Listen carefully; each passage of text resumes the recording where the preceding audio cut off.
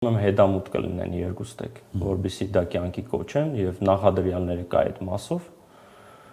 Այստեղ բավական հետաքրքիր է Ռուսաստանի ակնհայտ մասնակցության։ Եկանք կարևորին։ Հիմա Ռուսաստանի, ոչ միայն Ռուսաստանի,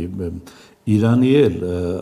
ակտիվությունը հենց սրանով է։ Իրանը խնդիր է տեսնում։ Խնդիրը բարձրաստիճան ղեկավարների շուրթերից հնչում է այդ մասին ու բավական հիմնավորված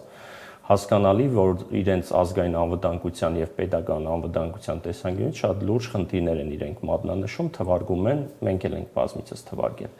Իսկ ռուսական հանգամանքը պայմանավորված է, որ Ռուսաստանը չի ուզում անմնացորդ մնալ եւ հղում է տալիս, որ նույն եթե դուք փորձում եք մեր հետ կոմունիկացիաների վերաբացման հետ կապված հղումը տալ, որ երկաթուղի պետք է անցնի, Հայաստանի ոչ տարածքը յուժեկադեի հիմքի վրա պատկանում է մեզ, հետեւաբար մենք եւս պետք է մասնագիծ լինենք այն դեպքում,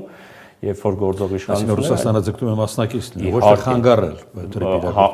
չէ, մասնագիծ լինել, այսինքն մեղմ ասած իր փայը պետք է ինքը տեսնի այդ գործարքից։ Ստացվում է, որ այստեղ նաև գործարքի մաս է ուզում ինքը դառնալ։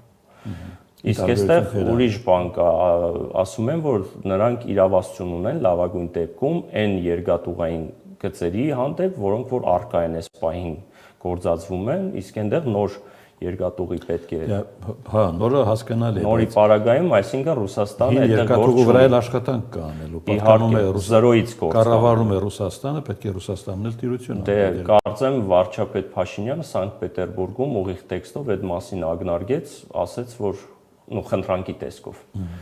որ պետք է արագացված ռեժիմով փորձեն Ռուսաստանը շինարարական աշխատանքներին մասն։ Դե բնականաբար ռուսական կողմն է ասում է դե այդ դեպքում մենք անմնացորդ չպետք է մնանք։